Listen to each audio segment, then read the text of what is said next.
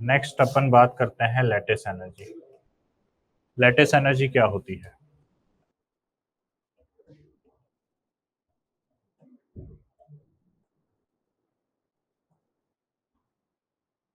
Lattice energy क्या होती है? जब हम एक मोल क्रिस्टल बनाते हैं, उससे बनाने के दौरान जो एनर्जी रिलीज होती है उसे हम कहते हैं लैटिस एनर्जी। क्योंकि लैटिस किसको बोलते हैं? क्रिस्टल को ही बोलते हैं।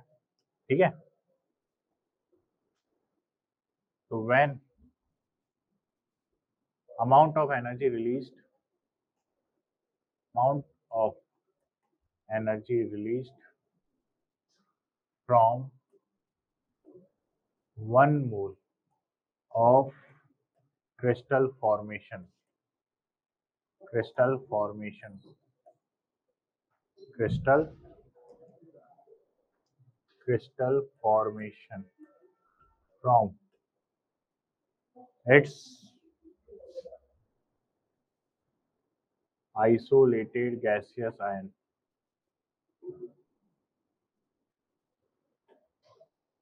ठीक है, आइसोलेटेड गैसियस आयन में से उसे हम क्या कहते हैं? Lattice energy, called lattice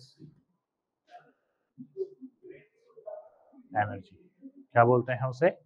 lattice energy बोलते हैं। ठीक है, जैसे फॉर एग्जांपल अगर मैं NaCl एक क्रिस्टल होता है, NaCl की बात करूं तो Na प्लस अपने गैसियस आयन से, Cl माइनस अपने गैसियस आयन से, क्या बोलते हैं उसको? NaCl। क्या बोलते हैं उसको? NaCl। वहीं अगर मैं बात करूं Mg+2 प्लस Cl माइनस अपने गैसियस आयन से मिलके क्या बना रहा है? MgCl2 बना रहा है। क्या बना रहा है? MgCl2 बना रहा है।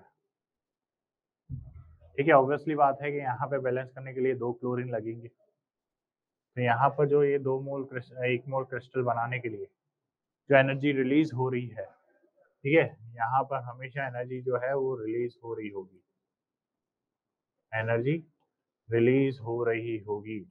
डेल्टा एच नेगेटिव आएगा। नेगेटिव का मतलब है कि यहाँ पर एनर्जी रिलीज, एनर्जी क्या हो रही है?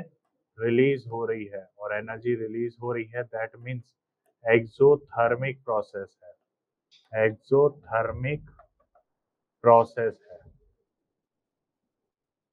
ठीक है, जब डेल्टा एच नेगेटिव होता है इसका मतलब कि एनर्जी रिलीज हो रही है एंड दैट मीन्स एक्सोथर्मिक। एक्सो मतलब क्या है? बाहर। तो एक्सोथर्मिक प्रोसेस है यानी कि एनर्जी रिलीज हो रही है। ठीक है, वहीं अगर हम बात करते हैं किसकी? सेकेंड वाले में, अगर मान लेते हैं हाइपोथेटिकली अगर डेल्टा एच की वैल्यू पॉजिटिव है इसका मतलब कि एनर्जी क्या हो रही है? एब्जॉर्ब हो रही है। और एनर्जी एब्जॉर्ब हो रही है दैट मीन्स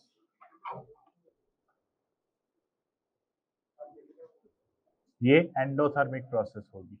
कैसी प्रोसेस होगी? एंडोथर्मिक प्रोसेस होगी। क्लियर है?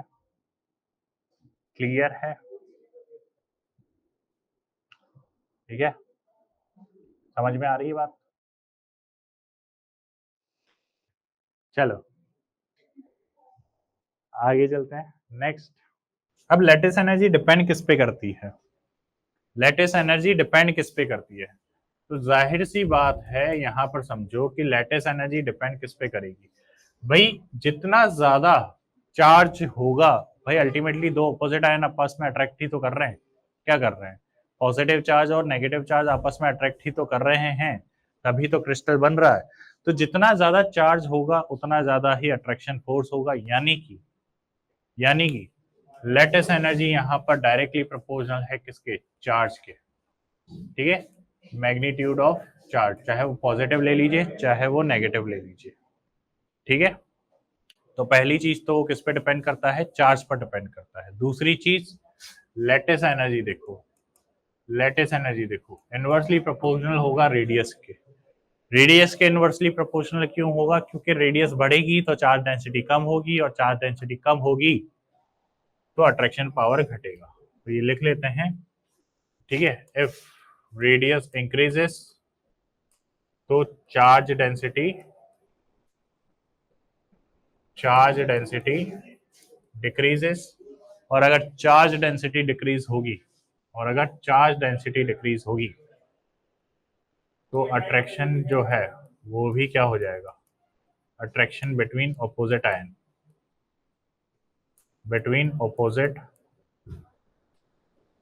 आयन क्या हो जाएगा, डिक्रीज होगा। क्या होगा, डिक्रीज होगा।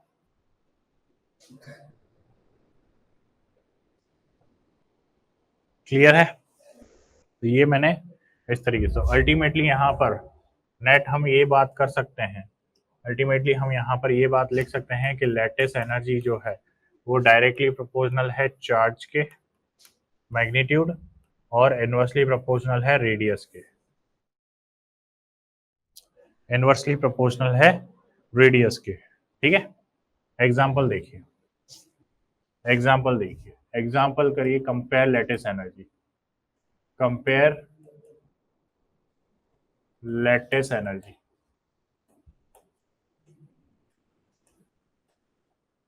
सबसे पहला है NaCl, MgCl2,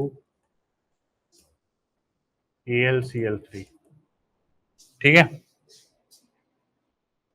नेक्स्ट है LiF, NF,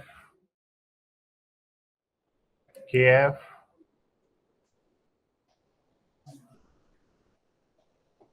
ठीक है।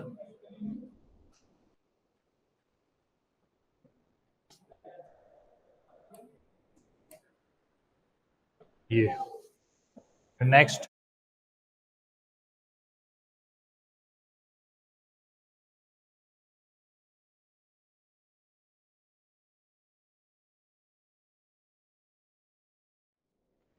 Al2O3। तीन एग्जाम्पल है, आपको लेटेस्ट एनर्जी कंपेयर करनी है। ठीक है, आपको लेटेस्ट एनर्जी कंपेयर करनी है।